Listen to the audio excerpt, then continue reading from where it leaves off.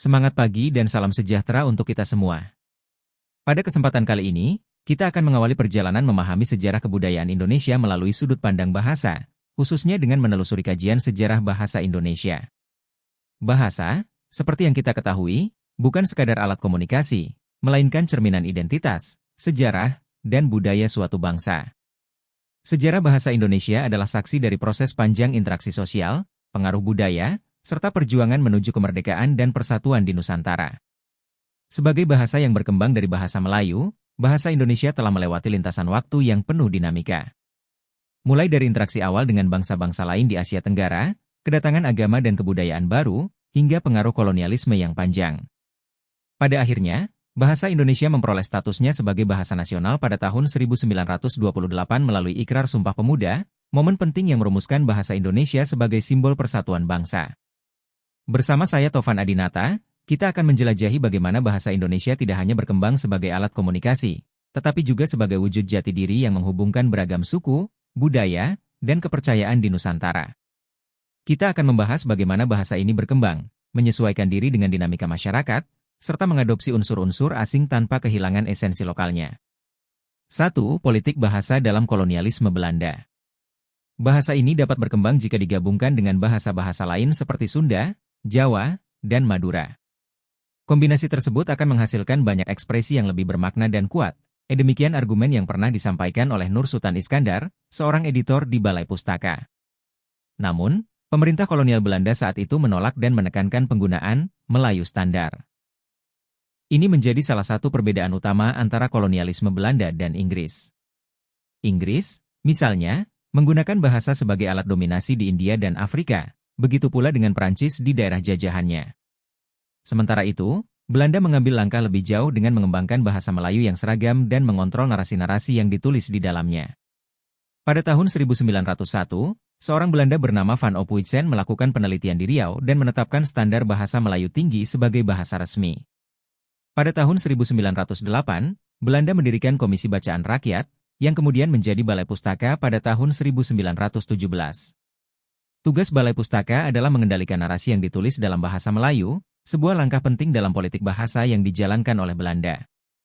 Bahkan Nur Sultan Iskandar mengeluhkan bahwa bahasa Melayu akan lebih kaya jika diperbolehkan mencampurnya dengan bahasa-bahasa lokal lainnya. Namun, Belanda menganggap hal ini sebagai ancaman dan terus menekan penggunaan bahasa Melayu tinggi yang terstandar. Jika kita mengamati novel-novel berbahasa Melayu dari akhir abad ke-19 hingga awal abad ke-20, ada hubungan yang erat dengan surat kabar kala itu. Novel-novel berbahasa Melayu menjadi medium untuk menggambarkan dunia secara lebih lengkap, dan ide-ide modern disampaikan melalui bentuk narasi yang terstruktur, berbeda dengan hikayat tradisional yang bercerita dengan gaya yang lebih bebas. Kehadiran novel ini menunjukkan perkembangan bahasa sebagai alat untuk menyampaikan cerita yang utuh, termasuk ide-ide politik dan sosial yang dianggap penting. Belanda menyadari potensi ancaman dari penyebaran gagasan ini, sehingga mereka mendirikan Balai Pustaka untuk mengimbangi narasi tersebut. Mereka ingin mengontrol bahasa sebagai alat untuk menaklukkan pikiran rakyat jajahan, tanpa mengharuskan mereka berbicara bahasa Belanda. Ini berbeda dengan pendekatan negara-negara jajahan Inggris, di mana bahasa Inggris lebih dominan digunakan di wilayah jajahan. Bagi Belanda, bahasa Melayu yang terstandarisasi adalah alat yang lebih efektif untuk kontrol ideologi karena memberikan kesan kebebasan, tetapi tetap terikat pada aturan yang mereka tetapkan. Kebijakan ini juga mencerminkan bagaimana bahasa digunakan sebagai medan pertempuran bagi gagasan-gagasan, bukan hanya alat komunikasi yang netral. Misalnya, dalam proses penyusunan Sumpah Pemuda tahun 1928, banyak pesertanya yang tidak sepenuhnya menguasai bahasa Indonesia. Mereka berkomunikasi dalam bahasa Belanda atau Jawa. Namun, Sumpah Pemuda tetap menjadi komitmen politik penting yang melambangkan kesepakatan untuk menggunakan bahasa Indonesia sebagai simbol kesatuan. Pengaruh ini juga terlihat dalam sastra klasik Melayu yang berbentuk hikayat, yang sudah ada sejak abad ke-15 atau ke-16. Namun, sastra Melayu modern dalam bentuk novel mulai muncul pada akhir abad ke-19, seiring dengan perkembangan cerita-cerita yang lebih kompleks dan berstruktur. Sastra semacam ini lebih mampu menggambarkan kehidupan masyarakat modern, lengkap dengan konflik sosial, ekonomi, dan teknologi. Dengan adanya Balai Pustaka, Belanda berusaha mengontrol narasi yang disampaikan melalui bahasa Melayu. Ini adalah bagian dari proyek politik bahasa kolonial yang canggih, dirancang untuk menaklukkan bukan hanya secara fisik, tetapi juga secara ideologis. 2. Bahasa alat politik dan ideologis. Jika kita perhatikan, hampir semua pejabat kolonial sangat ahli dalam setidaknya satu bahasa. Mereka, pada awalnya, bahkan menjadi pembuat kamus pertama dalam bahasa-bahasa tersebut. Hal ini berkaitan dengan isu translatability, yaitu kemampuan mereka untuk menerjemahkan dan memahami pemikiran yang tersebar luas di masyarakat lokal yang berfungsi dalam sistem kolonial. Contoh lainnya adalah Van Vollenhoven, yang mengklasifikasikan hukum adat menurut pengertiannya sendiri. Ia menyusun batas-batas daerah adat, seperti daerah Batak dan Madura, dalam suatu struktur yang menggambarkan kekhasan masing-masing daerah. Warisan pengetahuan ini terus berlanjut hingga saat ini, dan kita belum sepenuhnya bisa melepaskan diri darinya. Saya juga memiliki sedikit sentimen tentang hal ini, seperti yang dikatakan oleh Noam Chomsky, seorang ahli linguistik, bahwa bahasa sering disalahartikan sebagai alat komunikasi semata. Padahal, bahasa sebenarnya adalah medan artikulasi pemikiran.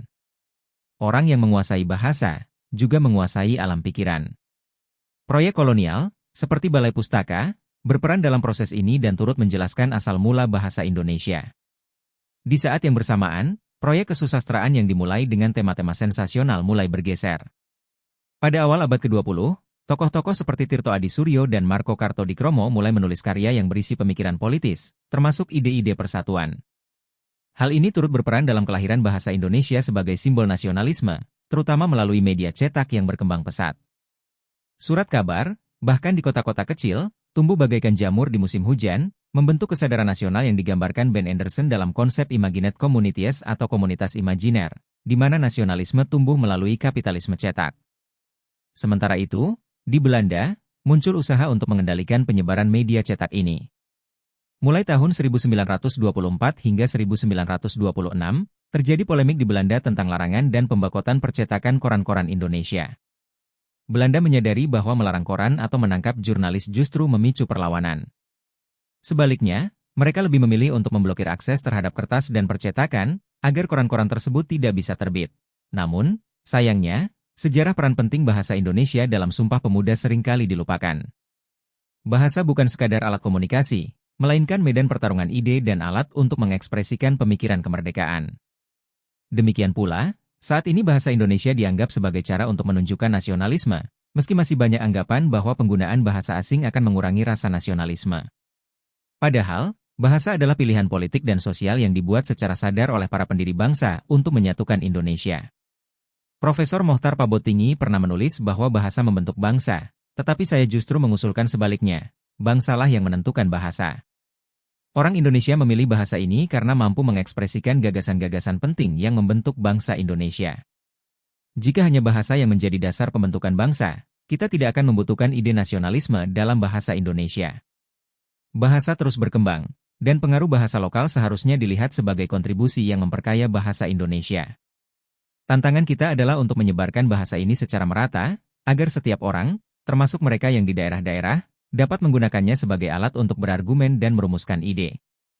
Pembinaan bahasa yang dilakukan oleh Badan Bahasa harus lebih demokratis dan terbuka terhadap ekspresi-ekspresi lokal. 3. Tantangan bahasa dan identitas nasional Indonesia dalam era modern. Orang Indonesia bisa bertutur demikian, dan bahasa Inggris pun memiliki karakteristik serupa, bukan? Begitu bahasa Jerman diformulasikan secara baku, bahasa itu menjadi sangat efektif untuk hal-hal seperti undang-undang atau peraturan yang memerlukan kejelasan, karena strukturnya yang sangat ketat dari segi waktu dan aturan gramatikal. Sebaliknya, bahasa Indonesia tidak demikian.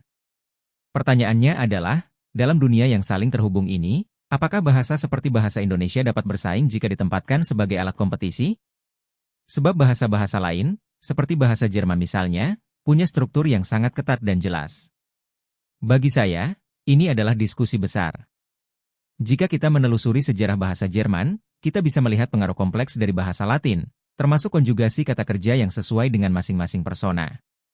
Bahasa Jerman dan Inggris telah tumbuh bersama peradaban modern kita, melalui banyak tantangan hingga mencapai titik sekarang. Pada akhirnya, bahasa tidak hanya alat komunikasi, tetapi juga membentuk realitas budaya dan peradaban. Jika kita berbicara tentang bahasa Indonesia, apakah bisa bersaing dengan bahasa-bahasa dalam peradaban modern yang diwarnai ilmu pengetahuan dan teknologi? Ada upaya ambisius dari Sultan Takdir Alis Jahbana untuk mengadopsi strategi terjemahan masif seperti yang dilakukan Jepang dalam upaya mempercepat transfer pengetahuan. Sayangnya, upaya ini tidak sepenuhnya terwujud.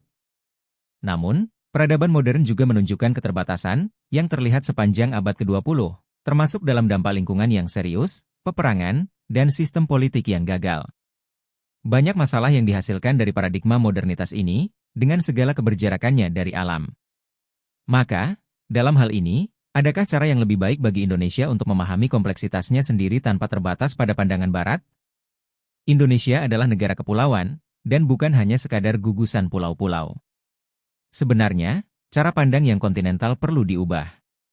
Seperti yang disampaikan oleh Profesor Lapian, Indonesia adalah wilayah lautan yang ditaburi pulau-pulau.